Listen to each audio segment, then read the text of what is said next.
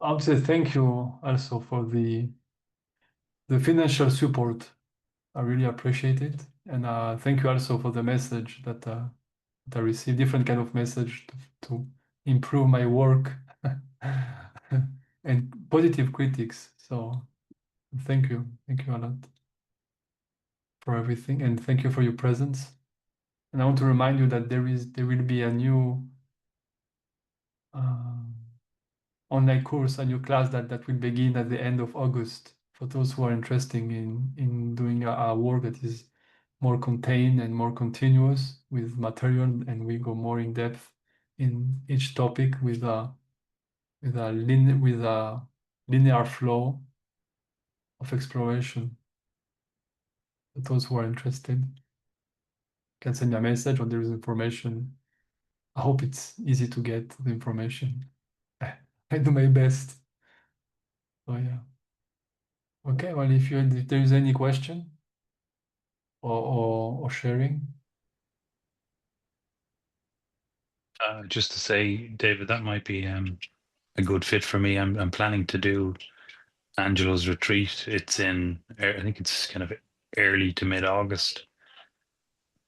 So I must give that a look and see if something more structured would be beneficial. I was following along when you were talking, and that piece for me, what was here was a real sense of the discomfort. I know that's a label, but the sensations in the body, the burning in the hands and the feet, the tightness or the just the energy in the jaw and the face, it was really palpable. And I suppose for me, peace was just accepting that, being with it, giving it its freedom to be here. That's kind of what it felt like when, there wasn't some peace separate from that. It was very much in the fire burning, but an acceptance of it.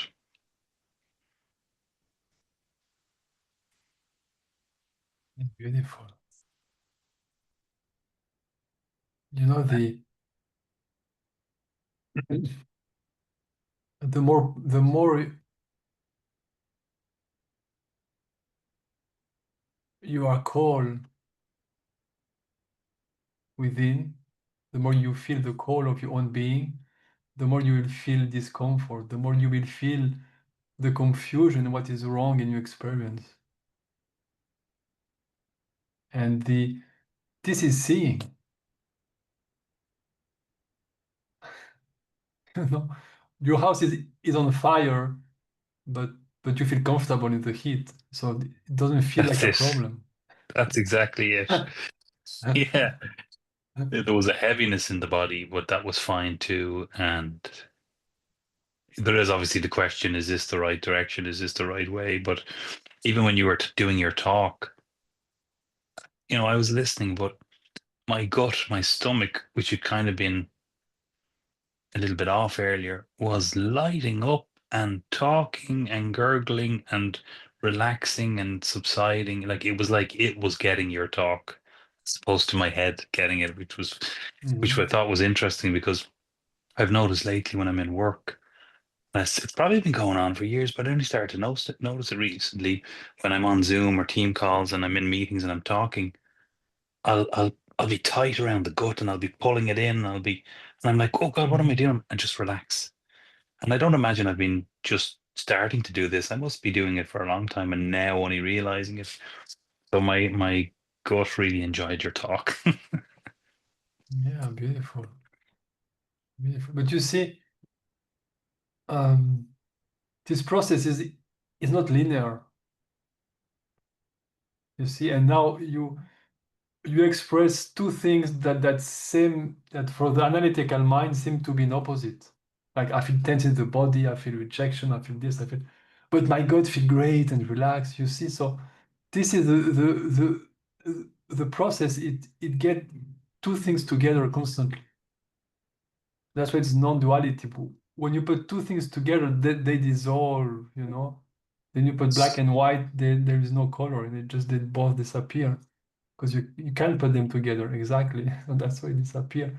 And it is this dissolution to putting things together when they dissolve.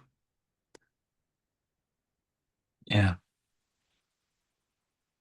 And the thought, this is the right path, this is the wrong path. Well, all of these are distraction, and distraction have many different forms. They can be of thoughts, like what peace, this is a religion, what he's talking about, and this is a distraction from the thoughts. Or it can be my life, my money, I'm losing time here, this is useless, I have to do this, and this is distraction. Or it can be a distraction of the world. Suddenly, I have to clean this. I haven't seen that this wall is dirty there. Oh yeah, right, I have to.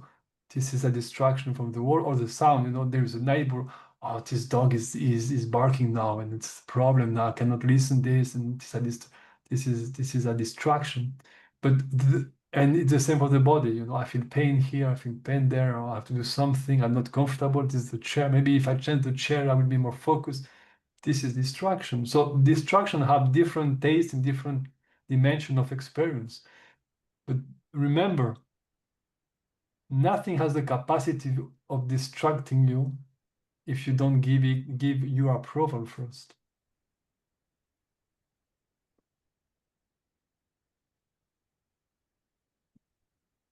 Is peace the same as safety, would you say?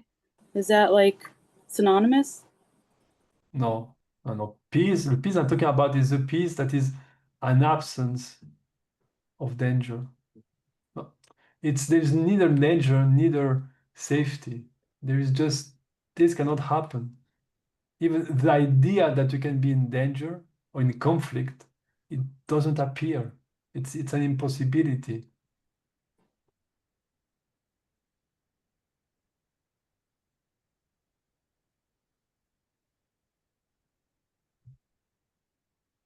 Yeah, it seems like a different level of mind, maybe.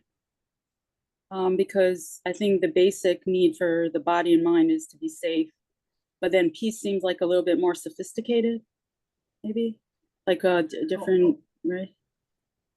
The body and the mind is the thought of separation.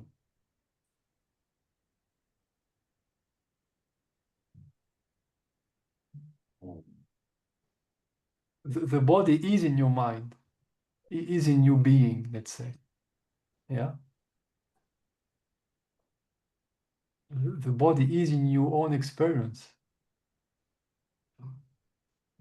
So the body is not causal. The body doesn't cause anything.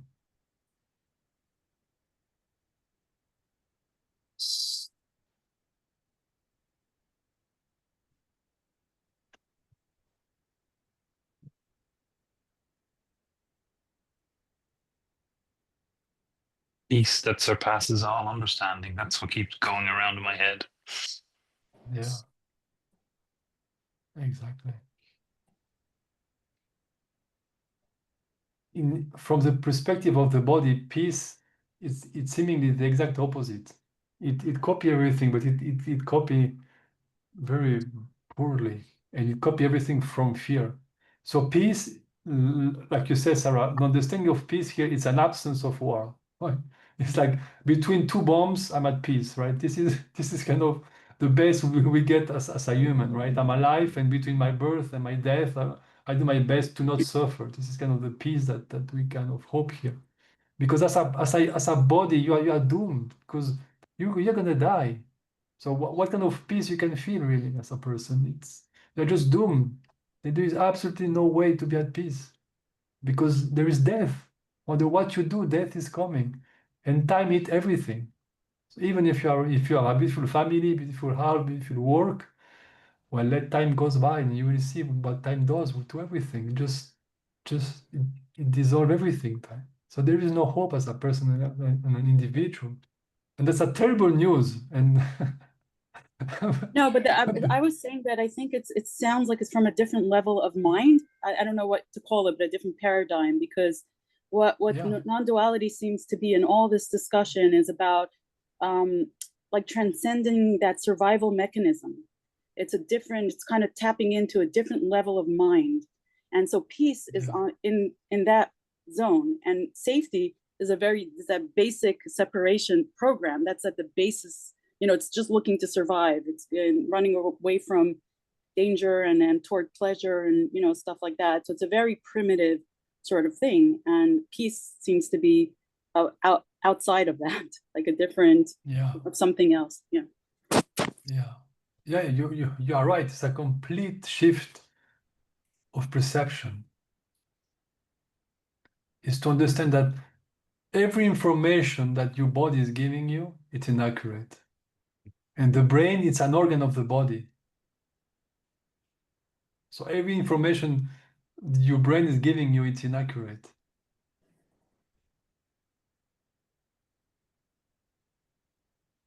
So yeah, it's a completely shifting paradigm and shifting way of living and understanding everything.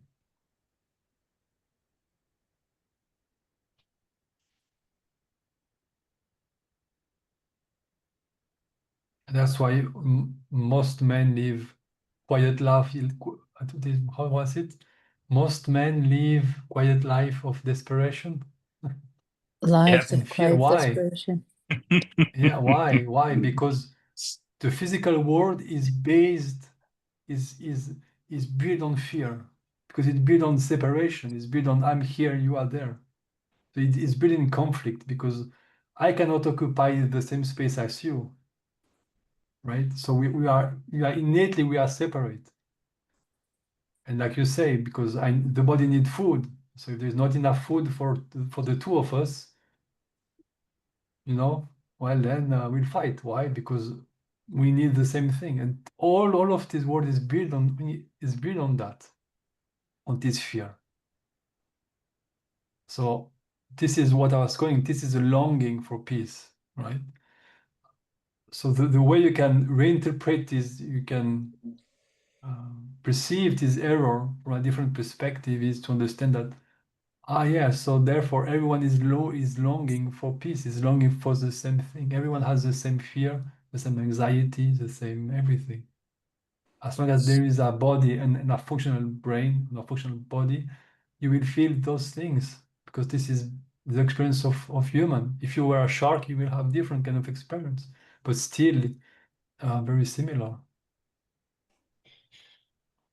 I don't know that most people are looking for peace. They would say, I think on the level of kind of the survival programming, you're looking for dopamine and excitement and some kind of sense of happiness, or, you know, but peace is something else. It's just something that where it's not necessary, those little the spikes, you know, the chemical spikes and all that, right?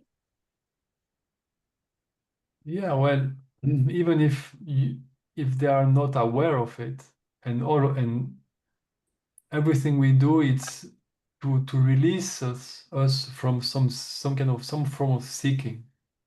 So for example, if I'm hungry, there will be a longing for food, right? But that's the body longing. But the being is longing if he's attached to the identification of the body, will be the release of the sense of something is lacking. Because when you are hungry, something is lacking, right? So you and you want, because you being you know that you are complete. A part of you know that this is a joke, but you know. So there is a longing for food with the hope, you know, to be released from this sense of lacking. Something is lacking within me. So you get food, this then disappear, and so this is happiness. That's not happiness. That's simply um, that's being released from an emotion, right? Or a confusion. But that's not the peace I'm talking about. Peace I'm talking about is not a release from something of the body or the mind or perception. Is to understand where experience itself come from. It's very different. Yeah, I think that's why that's why I started coming to this subject, because it didn't, it's exactly like what you're saying. It was kind of, there's not like a deeper fulfillment in those immediate, you know, what do you call that? Like those perks or those like the happiness or the momentary stuff. There's something that's underlying it that feels kind of empty, and but then the peace that's also being introduced to something new, and also that I think I'm in between where I'm not fully feeling the benefit of that, or how do I say that? It's not familiar, or it's not that I know how to enjoy, if you know what I mean.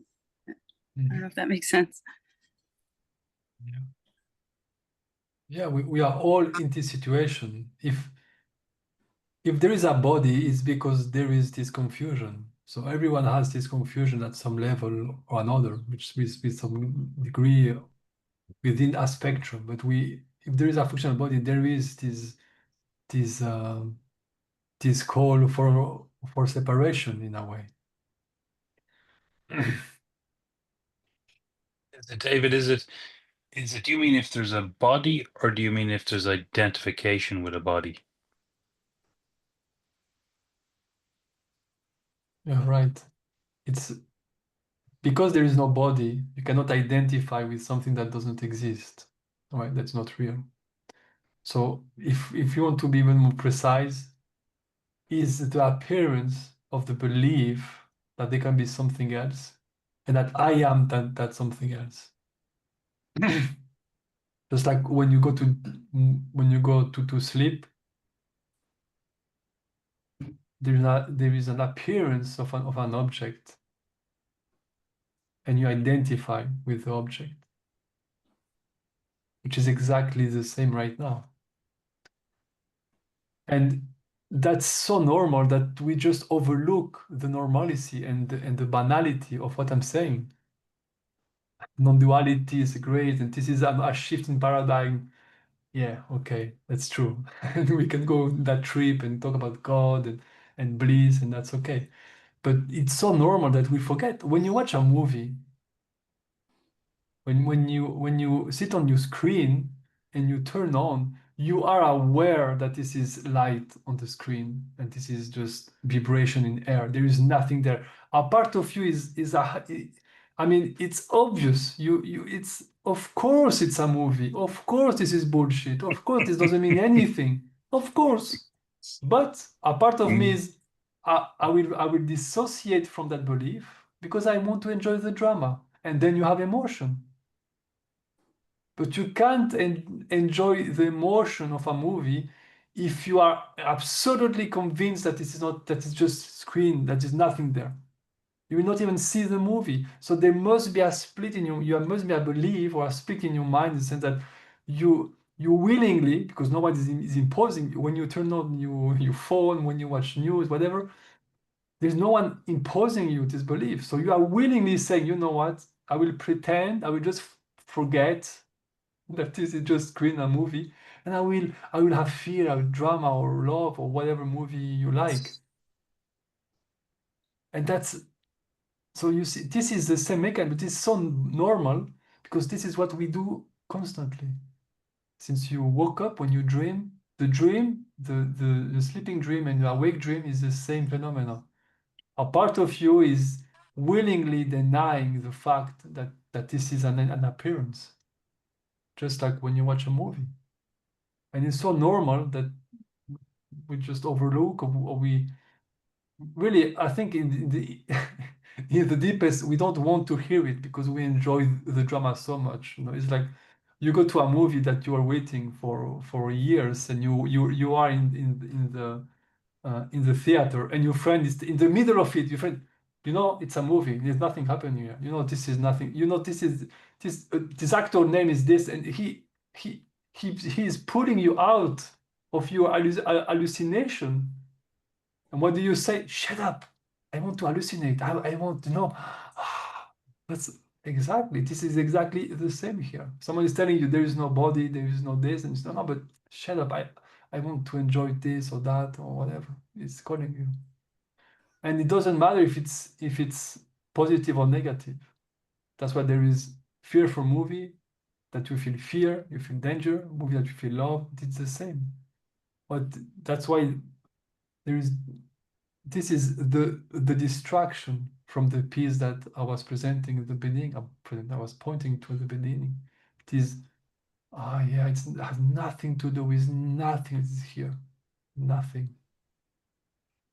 Well, and that's what I was asking, and I don't know if you got that I was asking that. Like, how do you become, because it's something so new, it's a new reality, and we got used to like these, I don't know, we think that we're kind of addicted, like you're saying, like to these like spikes and drops in energy, like these, you know, we got used to that chemistry, and so how do we become more familiar and more comfortable in this new sort of piece? Because I know it sounds weird to ask, but like it is something so new and different to the system. But you see, the way you are phrasing it is completely different than the way most people think about it. Most people think about, I'm miserable as a person. What can I do to reach some kind of non-dual or paradise or whatever? I can reach, awaken or whatever. But now it's very different. You say, wait, how can I understanding? How can I stop to be distracted? How can you start from what I'm perceiving just to understand that the peace is everywhere, but how come that I'm confused? It's a very different approach, you see. So suddenly you shift everything around. And it's not some you don't want to become anything. You start to see why I'm believing that I'm something else, which is very interesting. Why? And how you do this, that's why I feel this course to show in every aspect of your experience to see the confusion. And not only to see the confusion, but to see the effect that it has on you. See that each time you feel that some object is giving you peace, you at the end you feel suffering in the relationship with this object. That's in persons or physical, or money or anything. See that. Oh, I love this mobile phone. It's great. It's a new iPhone. It's great. It does this. So for a little while, you believe that the peace comes from the mobile phone, and after a week or a month, or depending on how wealthy you are, well, it starts to lose its peace, and then I broke it, and then I don't want to break it, and oh no, and then this not new is too slow, and so what the object that was bringing you peace is bringing you misery and suffering. Notice it, and it's impossible. Everything here, if you give it, if you believe that it is that the peace or the joy and the love come from something or someone outside of you, you will suffer. That just because the mechanism, because it is mechanical. And if you take almost any story about gurus and religion and things, that's what happened. People get attached to form, to rituals, to person, and after they feel miserable for whatever reason. There's always a seemingly good reason, and they feel terrible. Notice it in your life, in your day-to-day life, in very, very simple things. It's always like that with form.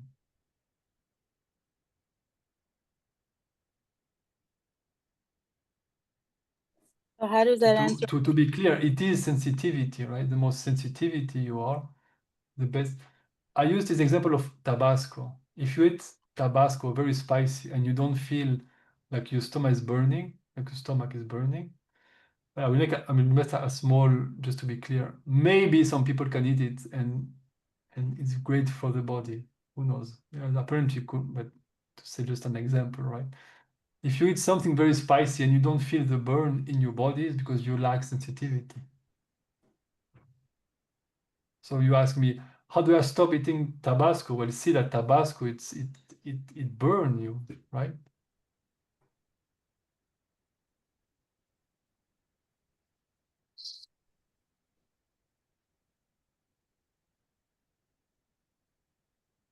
So is that that's your answer to get more adjusted to this? Because I really feel like most people are not accustomed to it, and it's something so different that they need to also almost introduce it slowly or something like that. Like you're saying, to see that that the stuff that we felt was actually had the reverse reaction or something. I don't know. Don't worry about other people. Let other people being whatever people they want. Worry about yourself. Yeah, okay, so that's my question about This myself. is the gift. This is the gift. If you want to teach something to someone, what is the best way? To show to him how to do it, or to explain to him how to do it?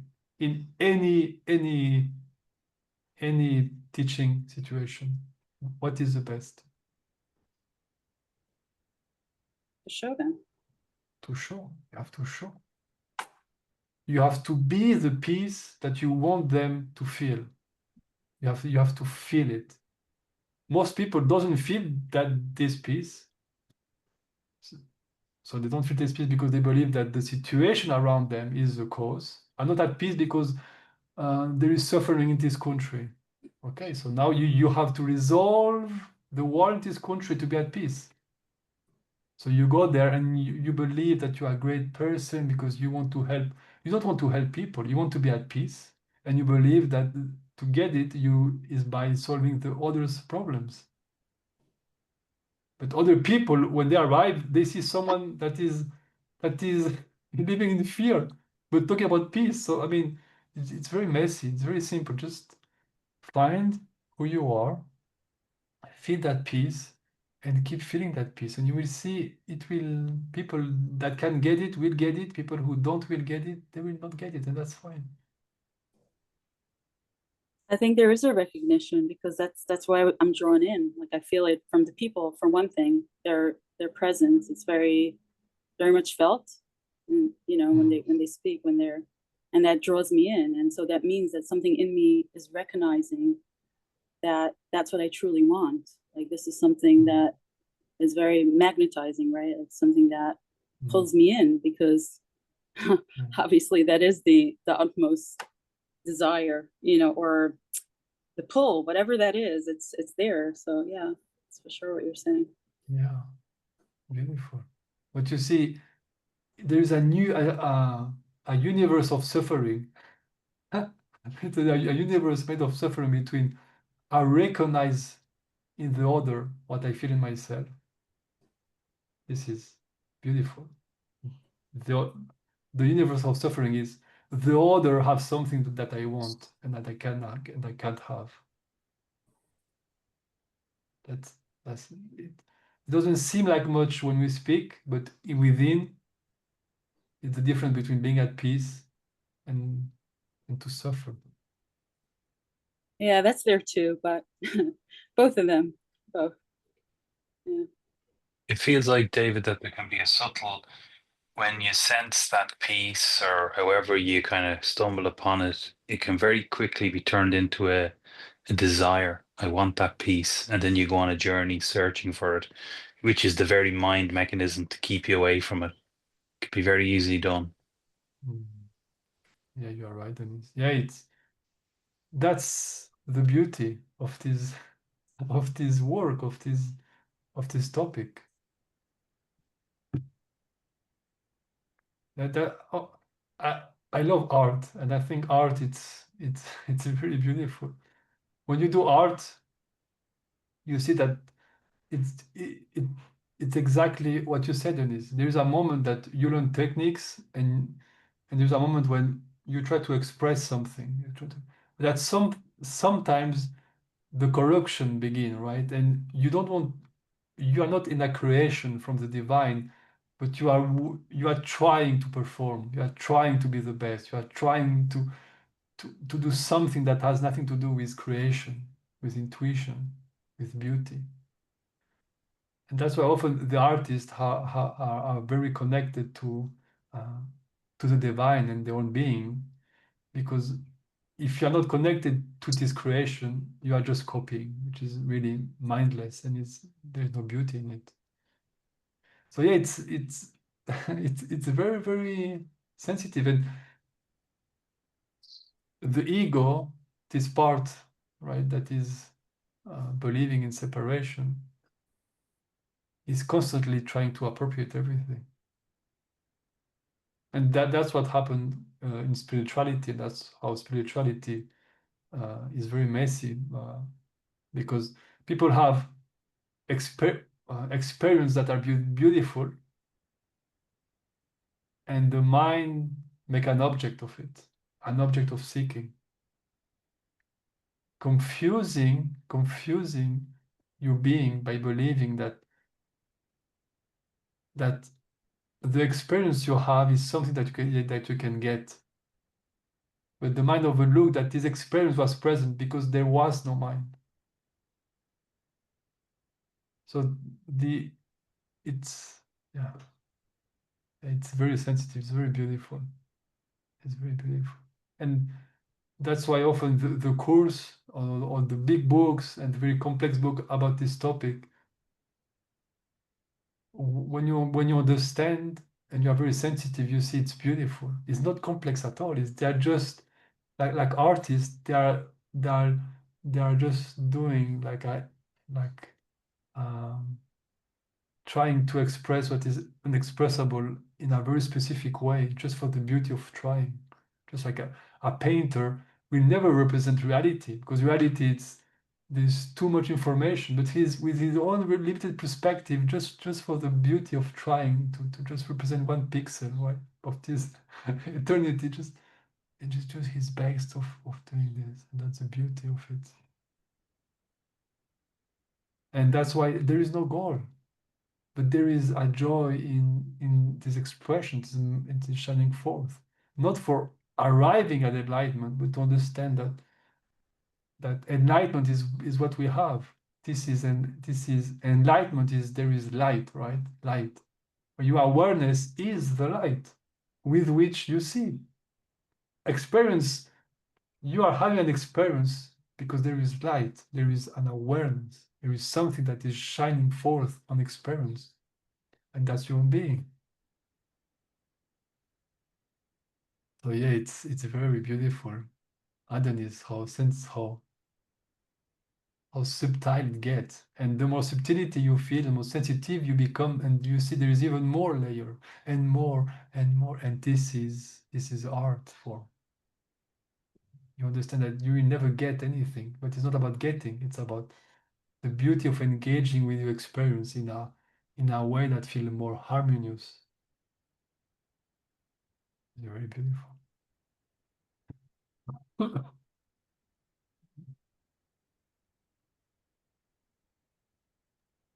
David, I wanted to say that I think what you're emphasizing feels important to me. Not only the, I think, example of just having part of your talk be actually in resting in the place that you're speaking of, the peace, and I guess offering that in a way to the group. But I think it's also for me I want to say, not the focus, the attention, the encouragement, you could talk about sensitivity, to stay with that, to explore that, to just be with that. There's something that we don't know what it is. We don't know how it's going to unfold, but it's what we are. And that emphasis, I think, is really key for I took the course, and that was one of the biggest things that I took away too, was that emphasis in all areas. And so just doing it today is helpful again to feel that peace. You're pointing to that peace with the group. So I so appreciate that, and everyone's questions too. Lovely. Thank you, Tammy. I was just going to ask, because what Tammy said was interesting when she said, feel that peace. And that found that hard to understand or relate to, because to me it was like the paradox. It's to feel the burn. And so I'm wondering, is it a focusing thing that you can focus on sensation, body, energy. But at some point you have to maybe look back at what's noticing that. Is that the curiosity to see the peace that's always here?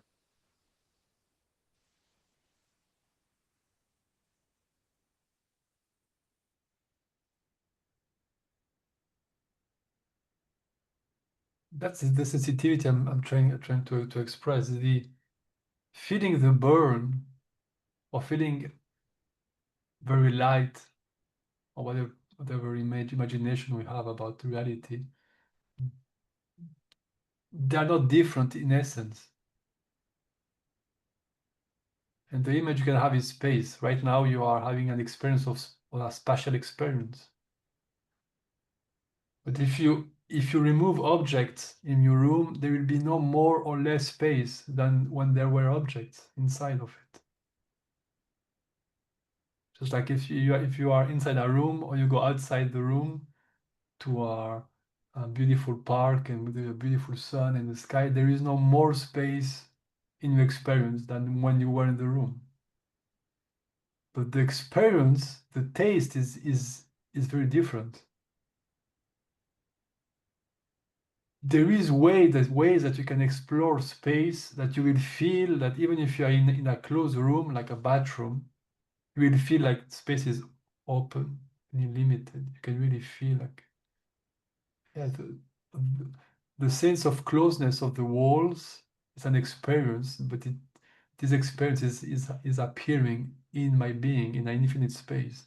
Just like when you're in a park, the park and this open sky, this open sky is appearing in my experience. There is no more space in a bathroom than in open sky. So there is way you can engage with your experience, to engage with it with a more sensitive and harmonious ways. And the more you engage with sensitivity, the more you will feel, as a consequence, the freedom from experience. Not that the bathroom will stop appear, but you will stop believing that when you're in a bathroom, you are disconnected from space or from the infinity of the universe. And now you will see a bathroom, it's an appearance of infinity. It's very weird. The mind doesn't understand, but you can feel it. So if you feel the burn or you feel the bliss of the presence of God, ultimately the process is to see that both it's equal, and that's how you close the gap between the appearance of separation.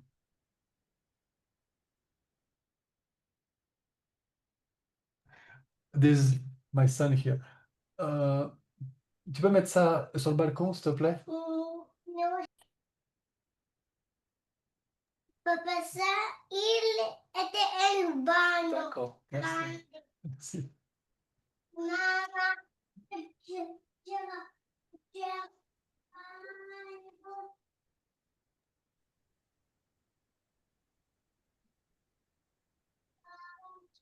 So you see, there is way you can engage, you can be sensitive with your experience that will transform the way experience unfold. But this is where it gets very tricky, and that's exactly what you talk about, Dennis. As soon as I say it become more harmonious and your experience will start to show this harmony, the mind kick in and say, so therefore I can change my experience. So what I have to do? How can I organize? This is the purpose? What can I gain from it? And that's the sensitivity. That's where you have to be sensitive. This is the mind kicking in and want to do something, want to become something. And if you go there, which is fine, you can. If you don't see the consequences of it, you will feel miserable in an hour, a day, a year, whatever. You will feel miserable because you will see you will never attain this whatever thing you seek. And this is the sensitivity is at this level. Yeah, sensitivity it is at what talk about sorrow also. This shift of paradigm, but it's not that you shift and you never come back. It's more like you can come back at any time, Yeah, this is really the dance. Yeah, I think I was doing it while you were talking, and it felt like when I started back with the burn or tingling or sensations in what I call the body, and it was helpful to close the eyes because that kind of shuts off so much what you call the world. So that it was just then a curiosity. Okay, so there's this sensation, but there's a much wider, vaster, bigger, black, empty sort of space of being, and a natural expansion of, oh, there's more, more, more, more, more. And then even inside that, your conversation with your son appeared in that space of emptiness where there's that little thing and there's this little thing, and it's all just within a wider context of something big and empty. And curiosity around, I suppose what I'm asking is that the place to kind of be and be curious about what's all this or what's this? Because I'm remembering talking months and years ago about the the the experience, or whatever you want to call it, of, oh yeah, there's that black empty nothing, no thingness that I am, but that's boring. There's nothing there. The thing is the thing, the burn, the thing, the life, the room, the wall. The Exactly. minute you close your eyes, there is no walls. There's just empty space everywhere. But I kind of felt like I moved away from that and focused on things. Yeah, but there is a movement that you focus on things, but not to get distracted, but to dissolve the power of distraction. So if it's more easy with eyes closed, you close your eyes, and if you need 1 second, if you need 30 seconds, if you need 30 minutes, if you need 2 hours, whatever, doesn't matter. It's not about time, it's about sensitivity. So it's not about meditating 1 hour is better. It's about when you feel that space, that open thing, that blackness that you talk about, this being that is here. Open your eyes just to allow just a little bit of light, just a little bit of color, and see if you are disconnected from it. If you are, you close your eyes again, and you feel it again, and you open your eyes. And you do it, you do it, you do it until you will learn, and you do it with the same with sensation. At the beginning, you sit and you feel it, and then when one part of the body move, you feel completely like I'm in the body and things. And so you do the same. I take an example by my hand. You just sit with your hand in your legs and don't move. When you don't move, it's like closing. When you don't move too much the body, it's like closing the eyes. The feeling of sensing start to disappear, even if the body is always moving, but just for this talk. But then you move a little bit the hand or one finger, and it come back completely. So you rest again and move again a little bit, maybe the shoulder, and come back again. Okay, the head come back. So you move a little bit. At some point, you will feel this fullness, and you will see that you can move the head and still feel it. And that's a sense. You feel the sensation is appearing, but you don't feel disconnected from this fullness. When you feel Yeah. disconnected, close your eyes, and that's why meditation is what you are. So that's how you dissolve your experience into your being, not that sensation stop to appear, but you don't lose contact with it. And that's what I say by dissolving sensation. It's not that there's nothing appearing. Yeah, I'm being technical now, but it kind of feels like a recalibration. Yeah, calibration. But you see, at the beginning, it feels like nothing, like it's boring. Just like Mm. someone who have eaten Tabasco for a Mexican who their children for 3 years old, they eat lollipops that are spicy. So Mhm. they're just in the womb, the mother is eating spices. I mean, just they live in spice. But at some point, when they say, they eat a steam cooked broccoli, they say this tastes like nothing. But no, a steam cooked broccoli is beautiful.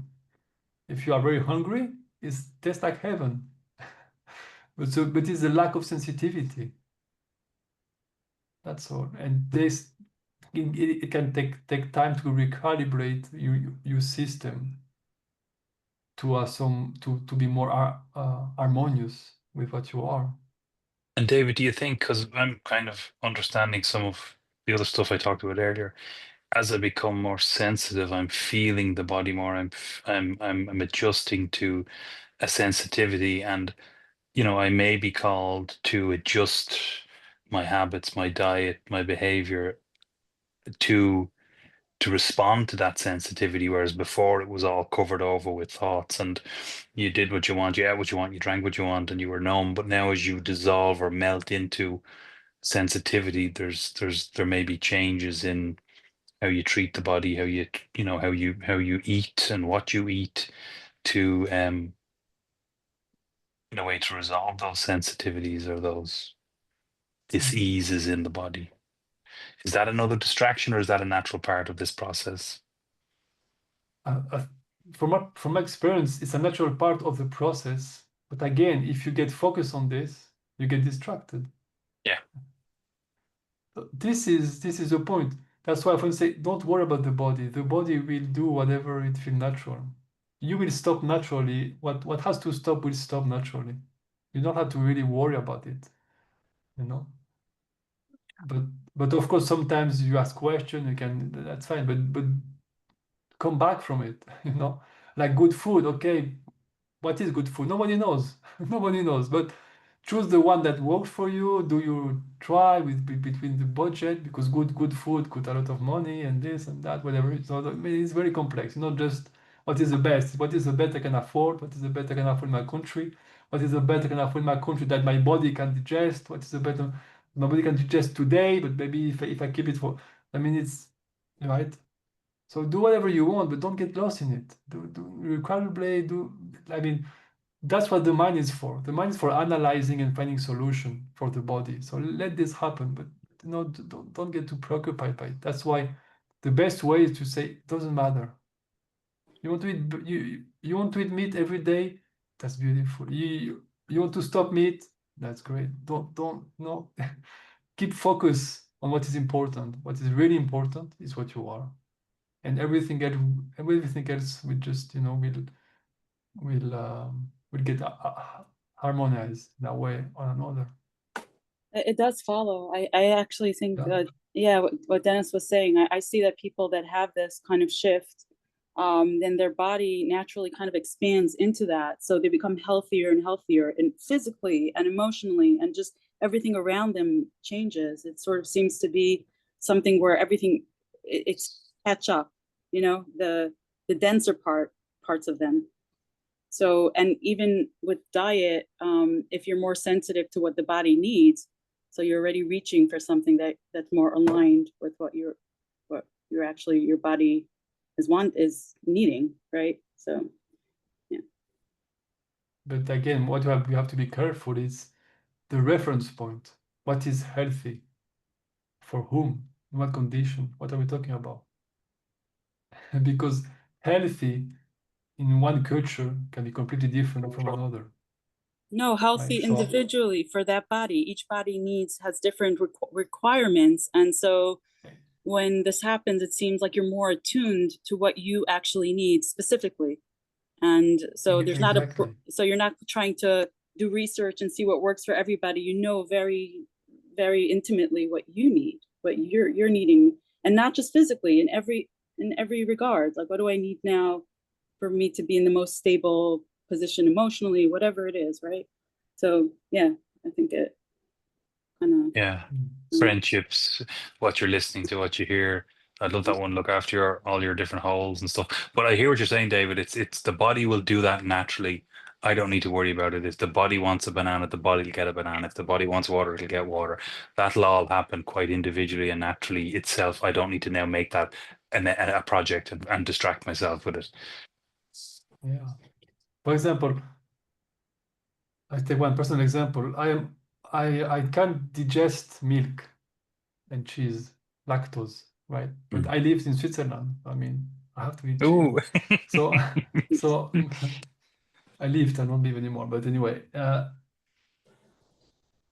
it took me 10 or 15 years to connect pain in my stomach and cheese. And even when I realized it, it took me 5 or 10 years to stop eating cheese. And I will tell you what really supported me stopping is to say, my diet doesn't matter. I can eat cheese, it's fine. I'm not feel guilt. I lose, that's fine. I can eat cheese every day. I stop imposing anything of belief in my body. And the more I did this, the more naturally the body start to make connection, and you know, and things change. David, But yeah, sorry. but we have to be sensitive, because the state of your body is not causal. And when we start to talk about the body and the diet and thing, we start to shift to, so if my body is painful, I'm not at peace, so therefore I have to be. And when we kind of get mixed up with the message. The message is, no matter what happened to the body, you can be at peace. So therefore, let the body be. If the body cannot be healthy, and you're addicted to cigarette and drinking, and that's fine. Be an alcoholic. That's fine. And I assure you, the release of the tension of the body should be something will allow the body to do whatever. If it's possible for the body to get to to to arrive at the end of an addiction, it will. If it can't, it will never, no matter what you do. So you don't need to focus on that. Focus on who you are, and on that, and you will see that what has to happen, but it's really secondary. For me, it doesn't work that way, really. I find that the more balanced I am, the more accessible this stuff is. Like, the more settled my personality is, the more regulated my nervous system, the more I'm able to absorb, like what you're saying, it just becomes more, I'm more in touch then with my essential being. So I think for me, I come from the other direction. I know you're saying it's the opposite, but I find that it's super important. Like, the most important thing is to relax as much as possible in every way. And so, and then you really hear this stuff. Like, you really start, it comes in and registers in a different way, because there's more room. The whole system is more open. Everything it's not as constricted, Yeah. No, I agree with. I mean, I will not do a meeting like this in a discotheque, in a nightclub at 3 a.m. in the morning. So obviously, yes, there are support. But I cannot say that if you are in a nightclub at 3 a.m., you cannot be at peace. No. This is the sensitivity point, right? Because very fast we shift in understanding that our experience is a shining forth of something, and very fast it the confusion kick in and start to say, but wait, I have to control my environment to feel who I am. And that's where, no, that's not what I'm saying. I'm saying, if you feel who you are, your experience will most probably, maybe, but who cares, will improve in some way or another. But who cares? What is really important is who you are.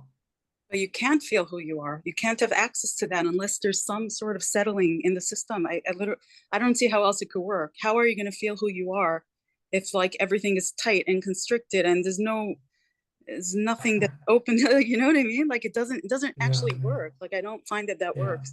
I feel like the most important thing in all of this is to relax, to learn how to kind of settle so that this thing could go in as deep as possible. Like, you could just sort of, so you could tune in, and that subtle, like, 'cause this is really subtle, like, this true nature, it's just extremely subtle. So there needs to be some quiet so that could be, reached. I don't know. I feel like Wait, 2 second pause, because Tammy has a question and I want to answer her, but I want to answer Sarah because otherwise I think it will get lost. Do what you believe is best for you, right? And if you can control your environment to feel relaxed and at peace, it's beautiful, and that's great. But you can't control your environment. No, I can't So control my environment, but I could just learn certain techniques to sort of regulate my nervous system. And honestly, like, the one thing that helps is, like, open focus, so that I relax my attention. And I think this is what you guys are talking about. That's the awareness. It's the relaxed attention, open and as wide as possible. And then naturally your body relaxes, because the narrow attention is the self. That kind of narrowed in thing is where the self is formed, and it kind of latches on to whatever it's narrowed in on. So my technique is more open attention, so that, and then there's actual physiological changes, and then at that point, everything is heard differently. Like, it's so much, I could hear it at a different time when it just kind of registers on a very surface level of my mind, but it doesn't do much. But when I start understanding how to kind of work with my body and mind to just quiet down, then this is absorbed in a whole new way. So that's what I'm talking about. Yeah. Yeah, yeah. Everything that helps you relax, do it. Tammy, you had a question? Yeah, thanks. So just to continue from, the homework that we were talking about, and it really touches on everything that everyone was saying today, I think. But I've been going through a thing where I've been attending, these talks and stuff, and trying during my week to, have that in mind when things happen, go back to sensation. We were talking a lot about that, and allowing, not getting into the mind and stuff. And for me, a lot of things happened at once. Like my sister and my nephew left the country now for several weeks, and a job I had ended. In other words, a lot of things that were causing a lot of tension or anxiety or just activity dropped out, and I kind of felt like thrown by it. And it really coincided well because I had more time to kind of sink into it. So let's say I was tense, or let's say I had pain, whatever was going on, I was able to like just maybe lie down and be with it and relax, rather than try to fight it and get rid of it and power through my day. What happened was like a weird thing. I think I relaxed too much or something, like really, really deeply. And it was kind of like, it threw me off my whole circadian rhythm. So like all day I was like relaxing into the pain. And then at night I would wake up, and then it would be cooler outside. So then I'd take a walk, and then I'm up all night. And then for the first few nights, it was like, okay, because I was like, you know what, I'm in peace. Okay, I'm not going to get nervous about not sleeping. But then yesterday it all went crazy. I was up in like contracted in the throes of like I had to finish some project, and then 5 things were happening at once, and all evening and all night I was just in a frenzy, and my body was tense and my mind was going insane. Forget about the nature of forget about anything. And I was just like, I guess the mind was going crazy. I'm like, you see, that's what happens when you relax. You're relaxing too much. You don't do anything good.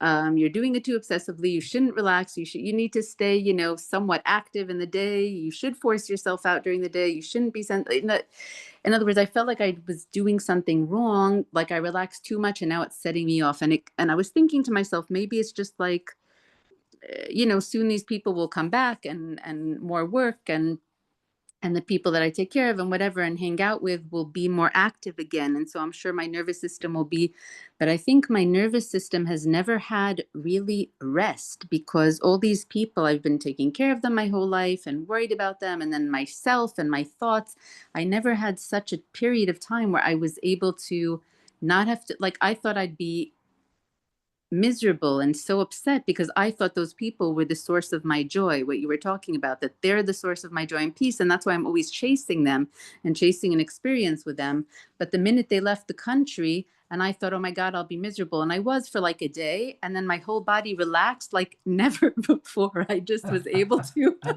relax and breathe and not constantly think about them and chase them and worry that I'm missing out.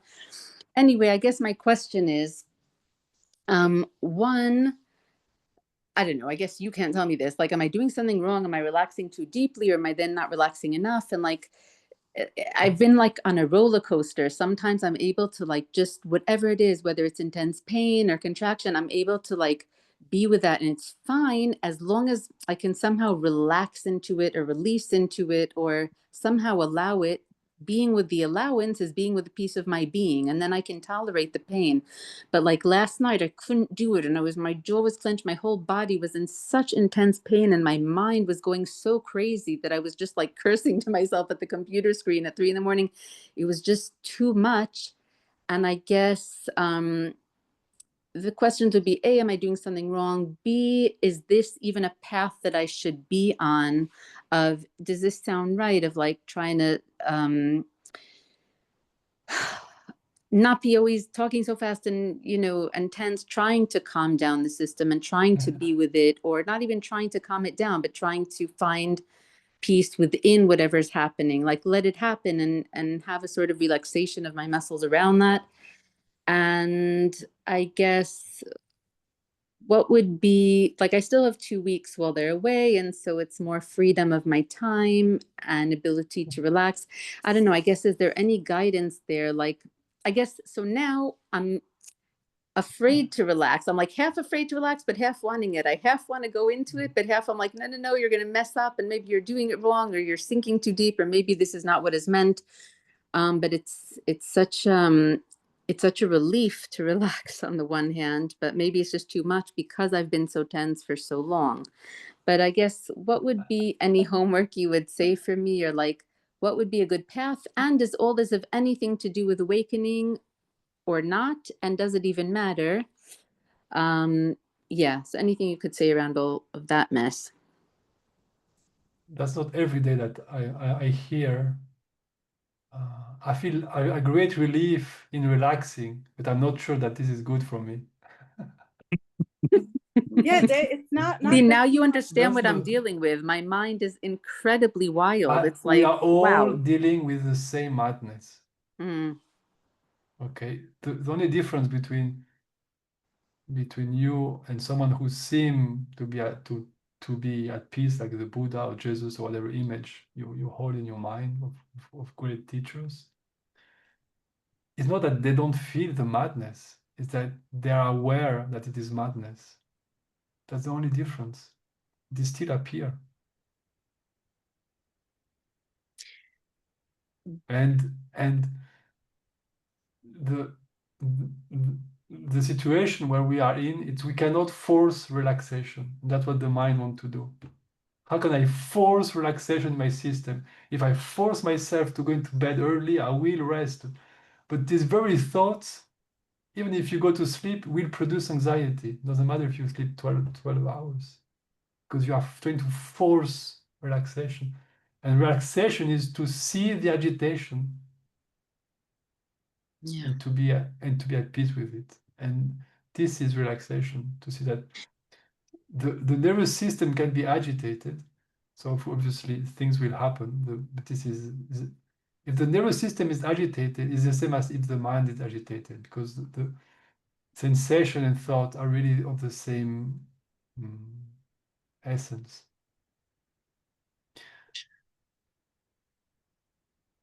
So you cannot force yourself into relaxation, but you will learn through contrast. When you relax, you feel grateful and happy. And when you are tense, apparently you also feel grateful and happy because you need it. So you start to learn that you want to be more relaxed is more enjoyable than to be tense, but your system is confused, you are confused, and you enjoy tense and you enjoy the drama. That is enjoying the drama, enjoying the story.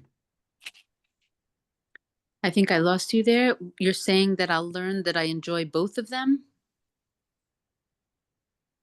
Yeah, in the way that even if you feel like relaxation is good and you like it, there's a part of you who is afraid of it because it's new for you, right? Mm-hmm. It feels necessary, and I don't know what will happen if I just relax. I mean, what is this?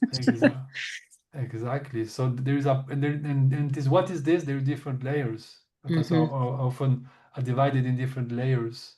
What I'm proposing that's very useful. It's thought, perception, and sensation. So in the dimension of sensing, you are the habit of being tense and be agitated. So this is the norm for you. But now you start to get in touch with a new norm, which is way more lower, way more relaxed. But there is a seemingly apparent conflict between both of them. But in fact, there's not a conflict. It's just that you are just you tap into something deeper, and now this is going down no matter what. It can take years and all your life, but this is going down because you felt it and you liked it. And this is how life is seducing you. But this is how being is seducing you constantly. Right? You like your drama, you like the movie, but I will show you something that is even better. Mm-hmm. You taste it more and more, and this is how you will slowly go to it. So no, you are doing nothing wrong. And Tammy, Mm-hmm. I don't know, I feel like telling you this, I don't know why, but Mm-hmm. your life doesn't have to be the way you think it has. You don't have to behave, to relate, and to act in the way that you believe you have. You there is no norm for human life. There is no correct way to live your life. If you want to be with family, alone, egoist, having money, this, traveling, not traveling, there is no norm. You don't have to impose yourself a way of life and trying to be that. And you don't have to match the other's expectation of any kind. You are free. This is freedom. And can realization and living in peace happen no matter what choices we make? Because I'm extremely worried about my choices. I keep on feeling I make the wrong choices. I should push myself out the door to walk while the sun is out, and maybe I'll sleep better, or I shouldn't stay up all night, or maybe I'm being lazy, or maybe I'm pushing myself too hard or not pushing enough, and I could relax if I want to. My mind goes kind of crazy with it. The thing is that I have been able to more relax with more parts of experience, as we've spoken about. But last night it was just overwhelmingly crazy, and I just couldn't step back and be at peace with it. But maybe this week I could. In other words, No, but the way that you can approach it in the beliefs you can hold with this happen, you can say, if tension appear, there's nothing new. Is this tension was always there, and I'm feeling it now. By Heidi. Yes, that's one way you can think about it. So even if experience get worse, mm-hmm. it doesn't get worse. You are just seeing more. You're just being more sensitive to what was already happening. Yeah, this is one way you can approach it, which is more accurate and more useful. Yeah, I guess that's what I wasn't sure if, like, I'm just so much more sensitive now that, like, I can't stand any form of tension. But I think part of it is that it was and I was like, okay, well, now I experienced the ease and the peace of being. So how am I stuck in this for 10 hours in this craziness of body and mind and tension? And my mind is going crazy and forcing me to, like, make my nephew into a superhero online to give him a birthday present, like, for 10 hours through the night. In other words, the fact that, like, I can go into such craziness, and I don't even know if it was the mind or the body, if it was a flare up of inflammation or pain. I don't even know what it was, but I was sure that I was doing something wrong and caused it. And maybe it was too deep of a relaxation beforehand that caused it. So I guess I'm just, I was still screaming at myself throughout that entire night and just in tremendous pain and tension that I couldn't release. And so I was very, very upset. It's tremendous pain. I mean, the mind is crazy, the thoughts are crazy, the tension is crazy, and the pain is crazy. And I guess not sure what to do through those experiences. In other words, I managed to relax throughout them throughout the week, but then yesterday it was like, wow, all hell broke loose on me, and I could not find any sort of peace or accept it. I was just barreling through. But you're saying maybe this is a normal part of the process, and, like, just stick with it and keep being sensitive and um I'm trying to point out that you give a lot of credit to thoughts, to the stories, and the less you do this, the more fluent and the more uh, the more fluid you will feel your experience. You mean my thoughts about my experience? So what you said before, and I didn't Yes. quite catch it, but I think you're saying that Jesus or Buddha could have gone through a night like I went through, where they're crazy about making a superhero comic, and but an incredible tension and pain, but they just wouldn't make a story about it? Well, I don't know. This is a weird question to really approach. I don't want to get involved with Buddha and Jesus. I think it's in that No, way. you had just mentioned that they also would suffer, but that they just don't. I have the example of someone. It's not a direct example because I wasn't with this master, but I know his student and I trust his student, and he told me about his master. His, and his master was he was very old. Very old. I don't know, but he has 70 or 80 years, and he had a cancer in the prostate. Right, he had a cancer, and he went to the hospital, and he just got his information. And this was a master of Kashmir Shivaism, which explore a lot the body and sensation. It's a really beautiful approach. But anyway, and this master has this cancer. He was a European, right? I'm not talking about a master at 1,000 years old. I'm talking about he died maybe 20 years ago. Mhm. Yeah. So he got his news and he do nothing. He chose to I don't know what state cancer was, whatever, but and he was explaining every day, he was explaining to his student how the pain and how the cancer was affecting him, right?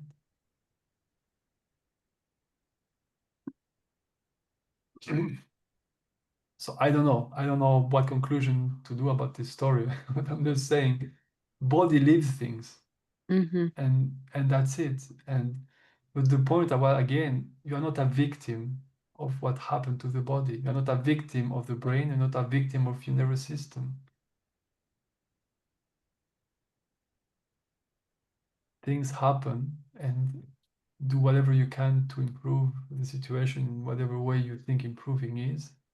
And that's because that's the only thing we have is our experience to travel through this that is here.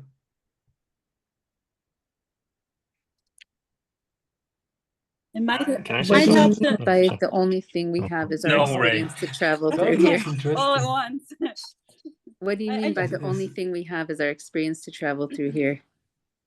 And also, is your point to tell me that suffering will happen and not to blame myself for not expect it to keep happening? That pain and craziness in the body and mind can keep happening, and that doesn't mean I'm not on the path?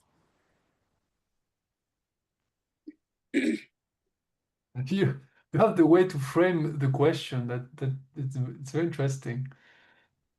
I'm trying to point that there's a difference. Okay, there's a difference between pain and suffering. Mm-hmm. Okay, I can have a broken arm, and like for example, maybe I'm a tennis player and I'm very famous, and I have a broken arm suddenly. I have an accident, I have a broken arm, and I cannot play tennis anymore.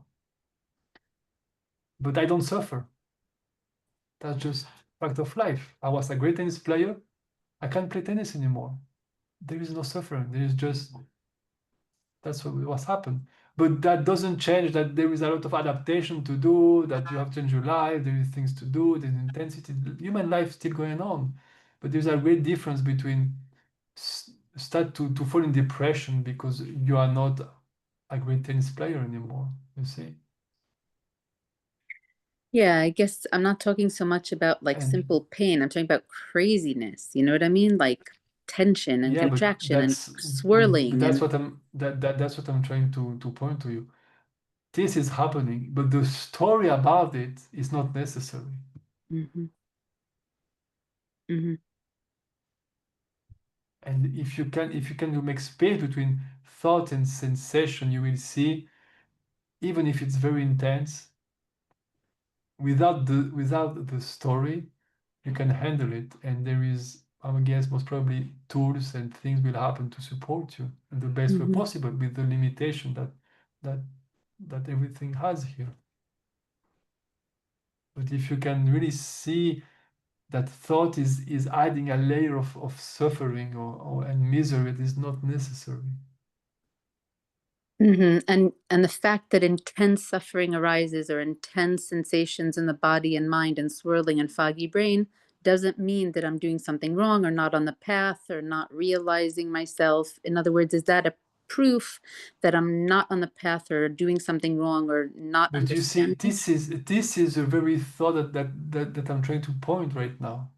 You believe that there is something outside the path.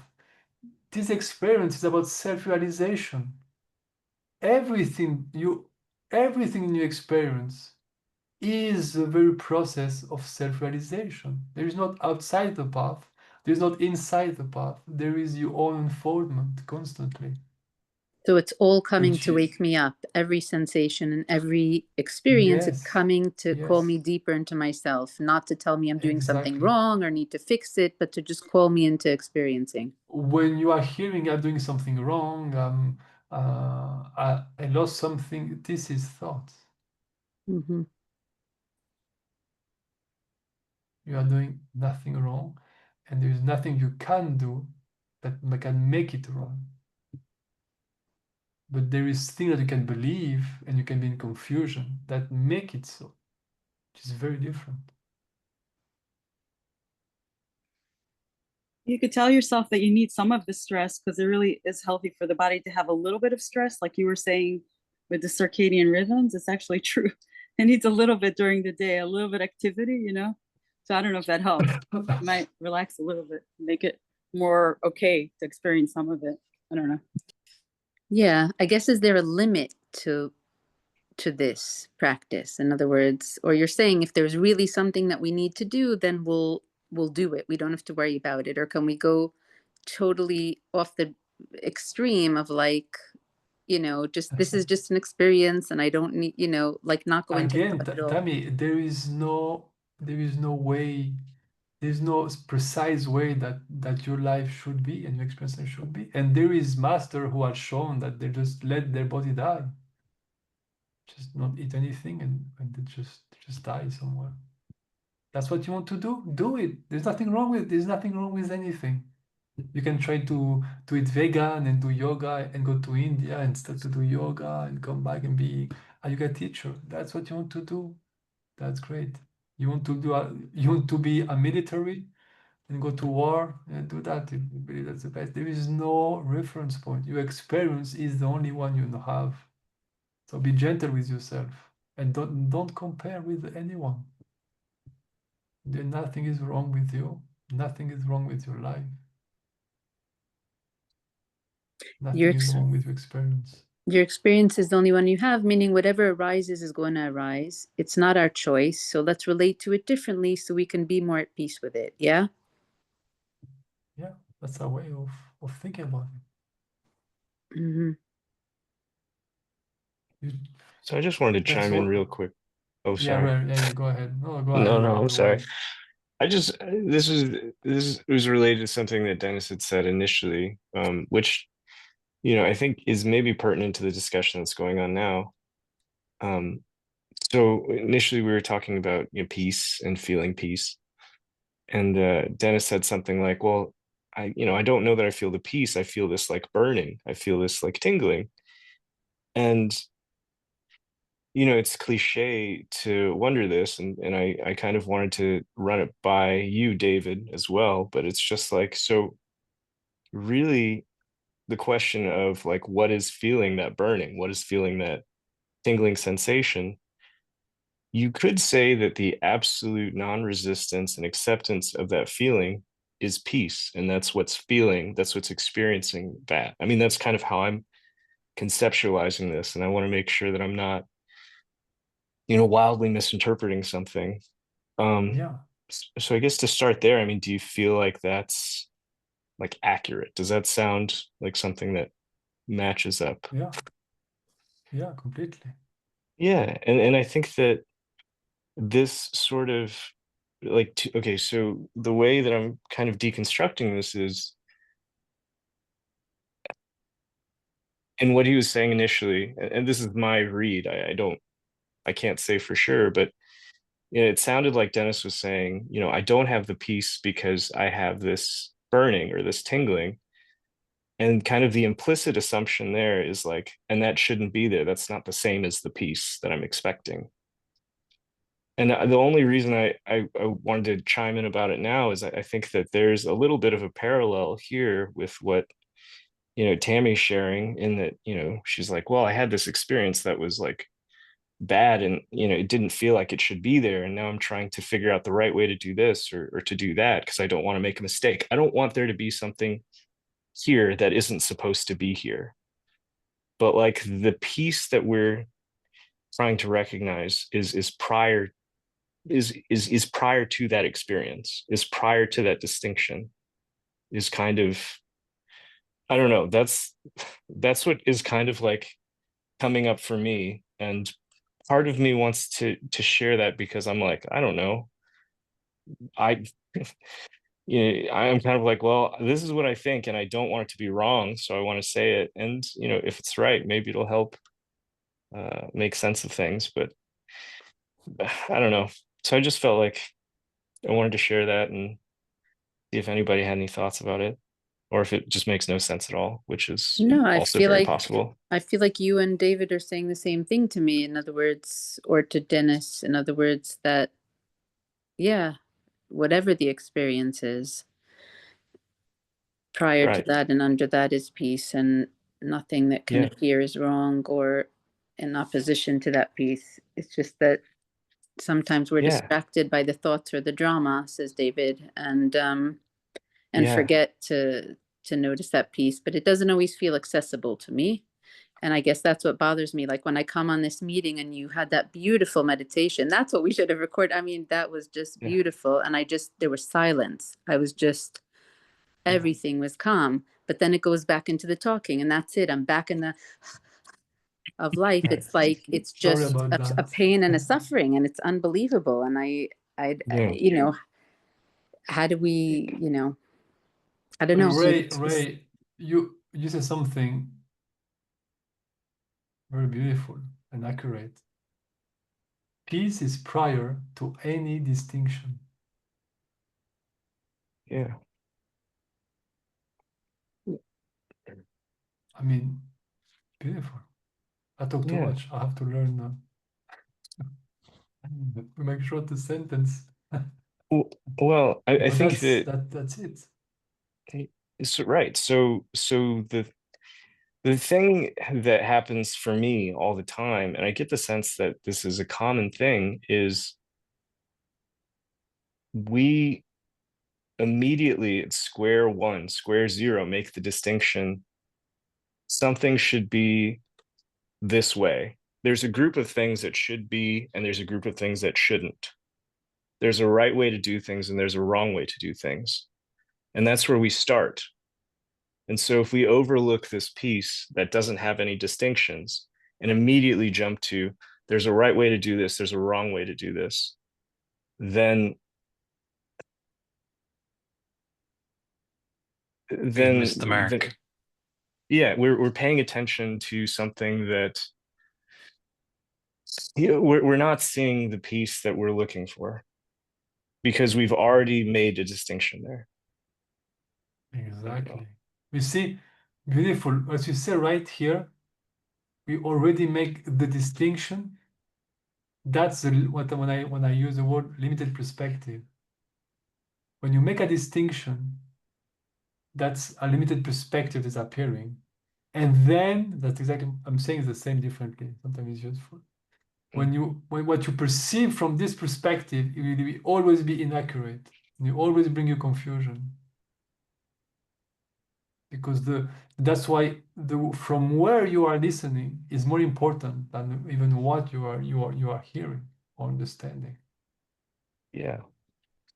And so part of the reason why I wanted to say this when I said it was, I guess kind of what I'm experiencing with what Tammy is sharing is fundamentally, she's like, well, I had this relaxation that was good, but I'm worried that the relaxation may actually be bad.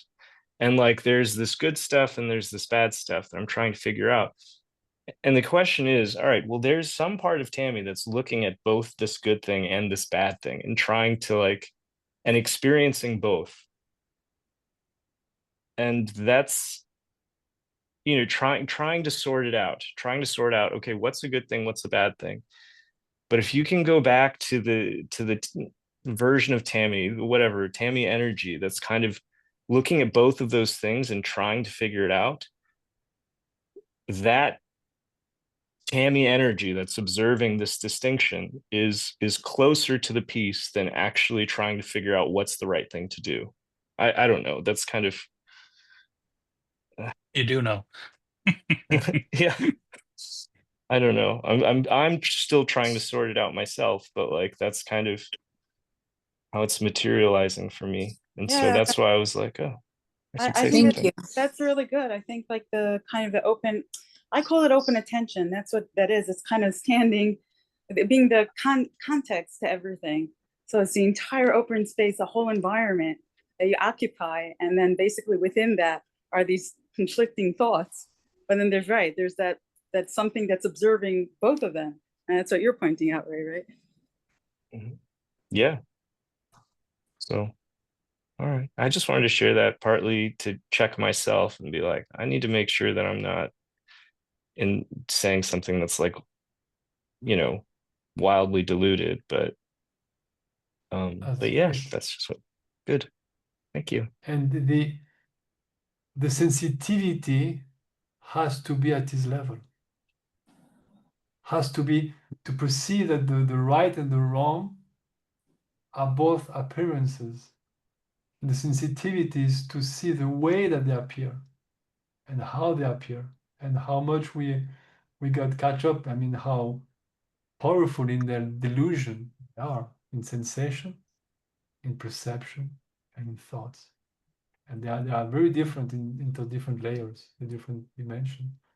The sensitivity is I look and I do nothing. As soon as I move from there, I'm in doing, and that's I'm involved in the whole mess.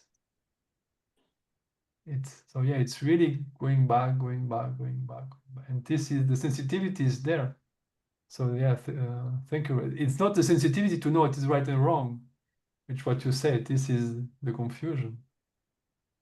How do you Beautiful. how do Thank you you. operate from that? I do wonder because I think when you go too much back, you're talking about that um for a couple of seconds in this whole conversation, and it was just when you kind of dissociate a little bit, and so it's hard to function because your mind is you're extremely relaxed, but then you're not really feeling, you're not really fully engaged. You're not in, you're more out.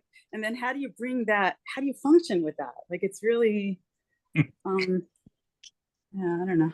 Do you know what I'm asking? I mean, how do we function from a perspective that is an hallucination?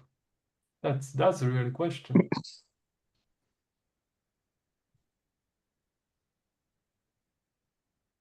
It's like if someone come to you and he say, "I'm a horse," and you say, "No, you're not a horse." Yeah, but how can I function if I'm not a horse? Well, you say, well, how can you function in life believing you're a horse? That's a more precise question, right? But this is the same. No, but I don't understand because when you're in that space, you're kind of merged with everything. There really isn't a differentiation. So you're not really, it's not part of this world really. And yeah, I mean, of course I know what you mean about the separation. How do you function? But then how do you, I don't know if I'm clear about what I'm asking. I think I get what you're saying, and I don't know. I'll just chime in because this is something that I feel like I'm still dealing with pretty very recently. But basically, oh man, this is kind of an interesting thing for me that I like ponder from time to time. But like these thoughts and this identity that we have really have no bearing on what happens. I mean, they do in a way, but they don't in a way also. And so the example that I use sometimes is, I've had this very recently where I just woke up in the middle of the night and was like, "Oh, I should get a drink of water," you know? And I recognize that that's a thought. I should get a drink of water, Like I recognize, hey, that's a thought that's what's going to happen if I don't listen to that thought? Because that thought doesn't get me out of bed to get a drink of water necessarily. If I just completely disengage from that thought, I don't push it away, but I don't listen to it either. What's the body going to do? And that's kind of, then there's a curiosity there. Like, what's my body going to do now? It's going to get the water because will it? Yeah, it will, because that came up It might first. not. Yeah, no, because your mind came in second. That came in first. You had an impulse for water, and then your mind is like, I need water. But yeah, or I'll forget. Your mind. Your mind didn't. Or I'll forget, and I'll go back to sleep. Okay. Did you try? I don't remember what happened. I think I went up and I think I forgot for a little while, and then 20 minutes later, my body just got up and went and got some water. See, I told you. I knew it. I told you. Yes. But for 20 minutes, I didn't. For 20 minutes, the body just did what it needed to do, which was feel a little bit of thirst, but like not get out of bed yet. And then it did, and I didn't have to think about it. I wasn't sitting there thinking, "Oh, I'm thirsty. I should get out of bed and get water." My body just did that, and so I guess kind of it's an interesting thing to see how still you can be, right? And this, you'll find out, or at least I found out, like, okay, so if I get up in the morning and I just decide to sit and not do anything, eventually I'll have some thoughts that are like, hey, I should get ready for work. I should get some food. I should whatever. And, you can listen to those thoughts and feel like, oh, these are the thoughts that are making this happen. Or you can recognize that they're thoughts and wait and see what your body does. And for the most part, what can be surprising for me is how still I can be, how much I can disengage from thoughts and how still I can be. And secondly, that my body's still going to do the things that it needs to do. You know what I mean? Like, I don't know, that's been my experience, and it doesn't make a ton of sense, but I guess what it feels like is there's a level of trust in the body mind complex, where I can see a thought that says like, hey, you got to go to work soon, you're going to be late, recognizing that as a thought, and then just seeing what my body's going to do. And a lot of times, my body's going to be like, all right, my body and mind together are going to say like, all right, now I should really get in the car. I'll find myself just moving towards the car. I won't just sit in bed and be like, that's a thought, I can't do anything, I need to stay still because I absolutely can't listen to my thoughts. I just, you know what, you just clarified what I was asking. Thank you for saying that, because that's what I was trying, because I think complex things it can't do in that way. So I was once by a doctor in a doctor's appointment, and suddenly I went into that wide open space, right? And I could feel the fear come in because I didn't know how to ask the questions and do more complex functioning, right?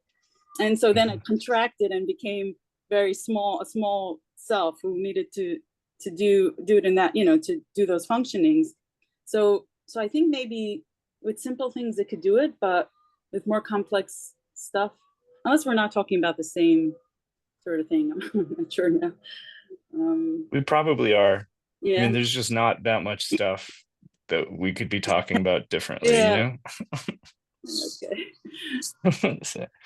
So yeah, that might not make a ton of sense, but like that's kind of been my approach. I get the sense that you're probably right. If things get really complex and they're just like, do a bunch of math questions, it's going to be really hard to stay out of the mind. But I think that I think it's a worthy exploration to see how much functioning you can do without relying on thought and an identity. Like, I think it's worth trying and just kind of seeing like what still happens and how it happens. And I don't know, it's interesting for sure. I don't have any concrete answers to give you, but I will say that in general, when I'm pondering this question, and I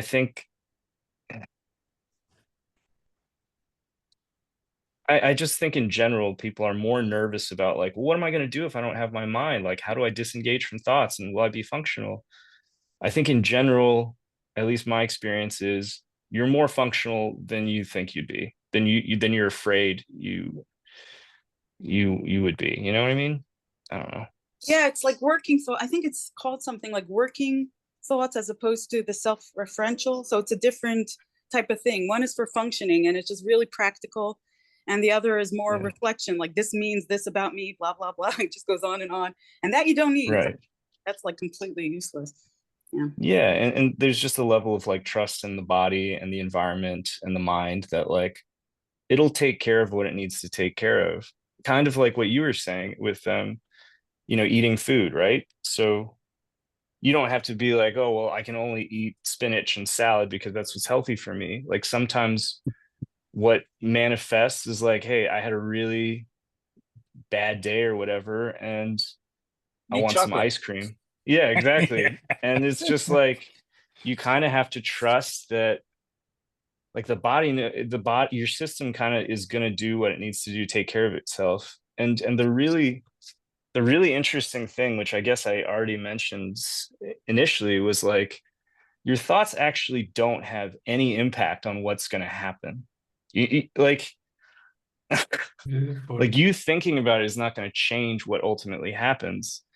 Like once you recognize that those thoughts don't have the actual impact that you think they do, it's just much easier to dissociate from them because they're essentially meaningless. It's like either this body is going to get up and eat this piece of chocolate and it won't, or it won't.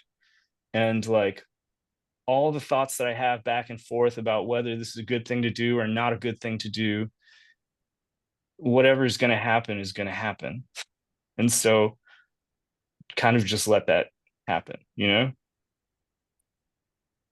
don't know. Nice.